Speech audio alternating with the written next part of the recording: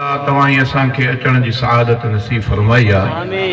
उन बाजारे रब करीम जे दर दुआ आहे त अल्लाह ताला तवाई असां मिलनी जो अचण वेहण ॿुधण ॿुधाइण पंहिंजे रज़ा जे ख़ातिर पंहिंजे बारगाह में मंज़ूर ऐं मक़बूल करण फरमाए।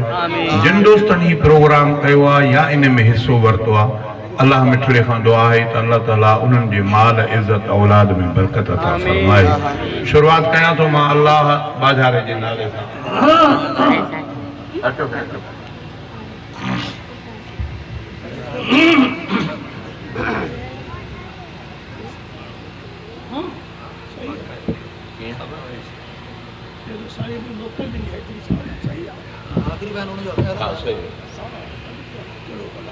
मौलाना अली शेर द्रोही मुद्दज़िल वाली अल्लाह ताला उन्हनि जो उमिर इज़्ज़त में बरकत फरमाए। इंशाअल्लाह उन्हनि जे मवाइद हसन खां भी अमा मुस्तफ़ीज़ थींदा। पोयों हज़रत मौलाना अल्लामा अब्दुल जब्बार हैदरी लाड़काणे वारा उहे भी तशरीफ़ फरमाइनि। इंशाअल्लाह आख़िरी ख़िताब शायद चवनि था दोस्त त उन्हनि जो थींदो।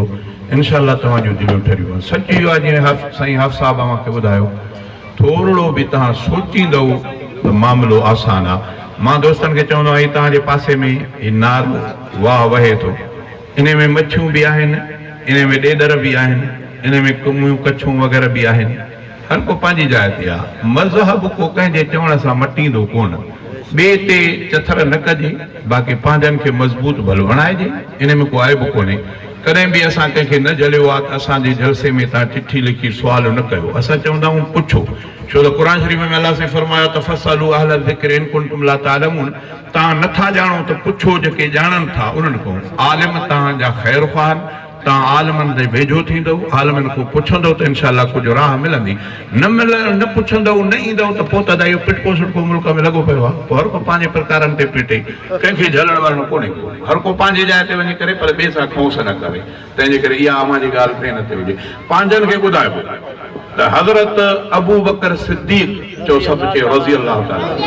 हज़रत अबू बकर सिद्दीक़ इमामुल अंबिया खां बाद में मसनद ख़िलाफ़त ते वेठा, ख़लीफ़ा थिया। कीअं थिया, छो थिया, हक़ कंहिंजो हो, इहो तव्हां असां उते कोन हासीं। जेके हुया उन्हनि तस्लीम कयो। या त ॿुधायो त हज़रत अली साईं पोयों निमाज़ न पढ़ी। 2.5 साल तक़रीबन हज़रत अबू बकर सिद्दीक़ जी ख़िलाफ़त, 10 सालनि ते ग़ालिबन हज़रत उमर साईं जी ख़िलाफ़त, 12 सालनि ते हज़रत उस्मान साईं जी ख़िलाफ़त। इहे तक़रीबन 25 साल थियनि था, 25 साल उमिरि जा। या त ॿुधायो त हज़रत अली साईं ॿी मस्जिद ठाहे करे पंहिंजी निमाज़ शुरू करे ॾिनी।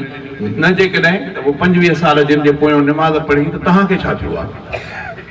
तव्हांखे छा थियो आहे इहो सोचो। या त हज़रत अली साईं जूं 25 सालनि जूं निमाज़ूं, इमाम हसन हुसैन साईं जूं 25 सालनि जूं निमाज़ूं ख़तमु कयो, या जवाबु ॾियो त उन्हनि किथे पढ़ी, कहिड़ी जाइ ते मस्जिद ठारायूं, या छो न पढ़ियूं, डिॼी विया त पोइ शेरे ख़ुदा कीअं। इहे सोचण जहिड़ियूं ॻाल्हियूं आहिनि। पाण पंहिंजे मुंहं सां सोचींदो त ख़बर पवंदी, न सोचींदो त पोइ माशाअल्लाह।